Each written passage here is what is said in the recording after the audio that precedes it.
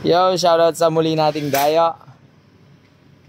Karga ko daw pala to noon pa. Almost 4 years. Bago pa lang daw ako sa YouTube.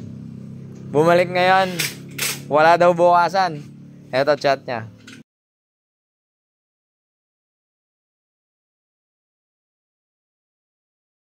Gulat nga ako eh. Taga Florida, Pampanga.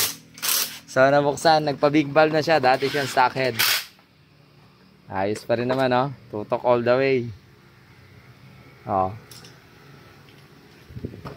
Tagal na panahon. Budget meal. Ang kanyang black steel bore.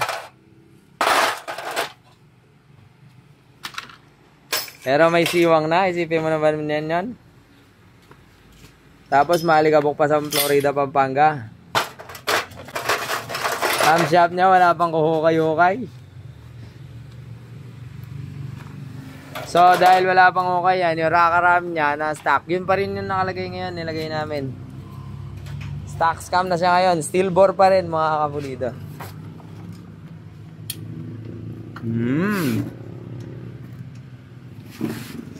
Ayos, diba? So, hindi ko sinabing, magpo 4 years na yan. Siya nag-chat sa akin. So, sa haba ng panahon, wala man lang naging tagas ng kanyang head gasket. So, tumagas siya dito sa kanyang O-ring. Yan, dyan. So, nagpalit na kami ng O-ring ngayon. Bago na yon.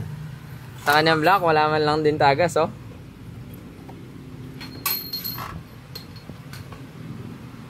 Oh. Ayos.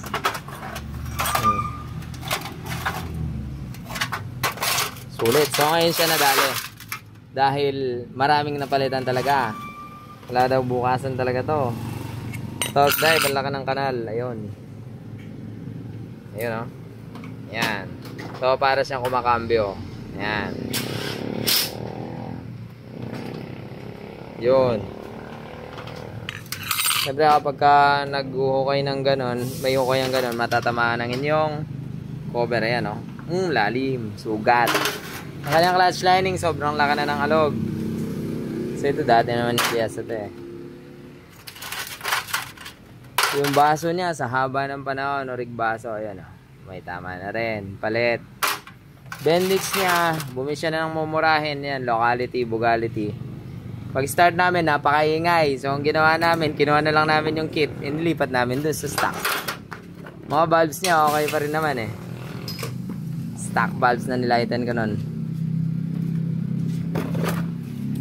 Ayan, start na natin. 59 stock scam na siya ngayon.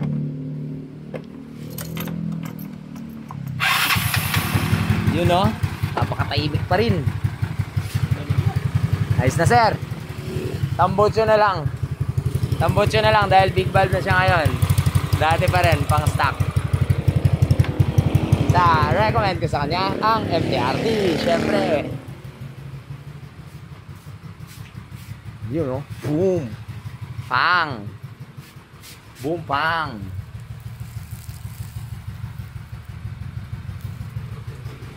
Yun, pwede na umuwi ulit si Sir sa Pampanga. Kami may rides pa sa Subic bukas.